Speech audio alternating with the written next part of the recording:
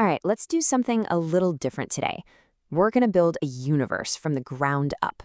And we're going to do it following a blueprint from way back in the Middle Ages, designed by one of the absolute giants of philosophy. I mean, what if there was a single key, a single master plan that could explain, well, everything, not just bits and pieces, but the whole structure of reality? From a simple rock on the ground, all the way up to a person, and even to the highest possible being you can imagine. All of it fitting together in one single logical system. Sounds pretty wild, doesn't it? Well, that's exactly the project a 13th century philosopher named Thomas Aquinas took on. He wanted to build a complete metaphysics, which is really just a fancy way of saying a science of being itself. And to do it, he knew he had to start with one simple, super fundamental rule that absolutely no one could argue with. So let's talk about that first rule. Think about it. You can't build a skyscraper on sand, right? You need a solid foundation. For Aquinas, building a whole model of reality was exactly the same. He needed that bedrock principle, that one axiom that was so solid, so certain, that it was basically impossible to deny. And here it is, the principle of non-contradiction. It sounds almost too simple, but trust me, it's unbelievably powerful. It just says that a thing cannot both be and not be at the same time and in the same way. So right now, you are watching this. You can't also be not watching this in the exact same sense. A thing is what it is. Simple, right? But everything else is built on this. Now, Aquinas didn't invent this. He got it from the great Aristotle, who called it the firmest of all principles. And why is it so firm? Well, because you literally can't even think against it. Just try. The second you try to argue that something can both be and not be, you have to use words that mean what they mean, and not their opposite. The rule is already baked into the very act of trying to argue against it. It's inescapable. So what's the big takeaway here? It's that at the most fundamental level, reality isn't fuzzy.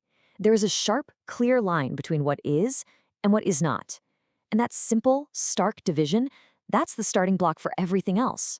All truth, all logic, even science, it all rests on this one simple idea. Okay, so we've got our foundation stone, our first rule. Now what? How do we actually use this to understand all the stuff that is? Well, if we pick up any old object, let's say a statue, Aquinas gives us a kind of toolkit, a set of questions to analyze it completely. See, for Aquinas, really knowing something isn't just about describing it. It's about knowing its causes. And I don't just mean what pushed it or made it move. I mean the whole picture. And to get that full picture, he says we have to ask 4 basic why questions. Let's stick with that statue example. Say a bronze statue of a horse. Okay, cause number 1, the material cause. That's easy. It's the stuff it's made of, the bronze. Cause 2, the formal cause. That's the shape, the idea, the blueprint in the artist's head that makes it a horse and not just a lump of metal. Cause 3, the efficient cause. That's the who or what that actually made it, the sculptor who did the hammering and shaping. And finally, cause 4, the final cause. This is its purpose. Why does it exist? Maybe to honor a hero or just to be beautiful. The point is, if you want to really understand that statue, you need all 4. Miss one and you're missing a huge piece of the puzzle. All right, now we are getting to the absolute core of Aquinas' whole system.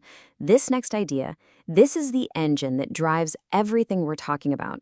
It's a really subtle but incredibly important difference between what a thing is and the simple fact that it is. Let's try an analogy to make this super clear.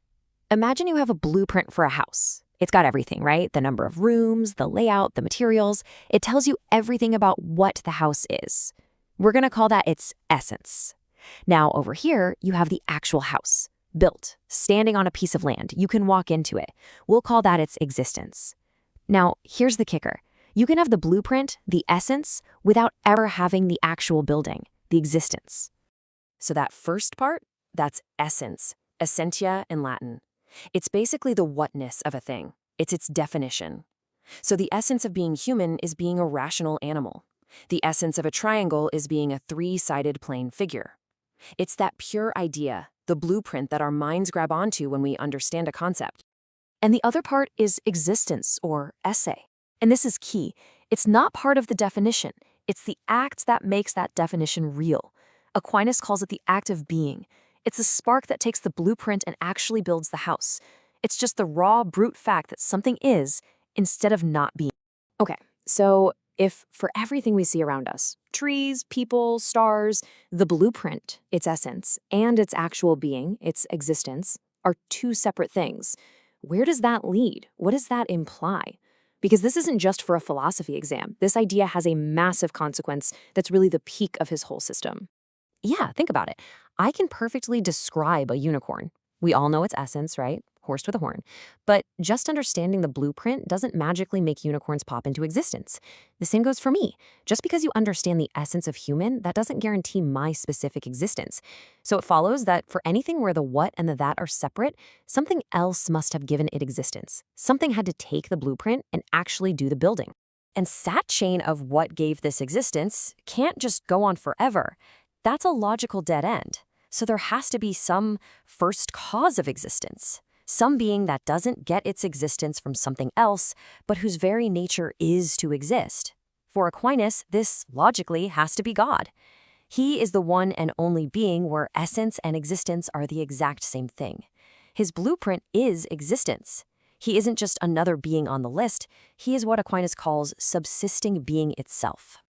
Okay, I know this can all sound super abstract. Essence, existence, subsisting being, who cares, right? Why does any of this matter to us right here, right now? Well, for Aquinas, this isn't just a mental exercise. Understanding the blueprint of reality is the critical first step to understanding how we're supposed to live in it. Here's how it all connects. Remember the four causes? Our essence, our whatness, defines our purpose, our final cause. And if our essence as humans is to be rational animals, then our purpose, our goal, is to live rationally. It's why we praise or blame people for things they choose to do, their voluntary actions, because those are the actions guided by reason. So a good, virtuous life in this view is simply a life where your actions line up with your basic nature. It's living according to your own metaphysical blueprint. So this whole thing leaves us with a pretty big question to chew on. If Aquinas has it right, then each of us has this fundamental nature, this whatness. The real challenge of life, then, isn't just to be here. It's to live in a way that actually fulfills that blueprint. So, what does it mean for you, personally, to live out your essence as a rational being? That's a heavy question, and definitely one worth thinking about.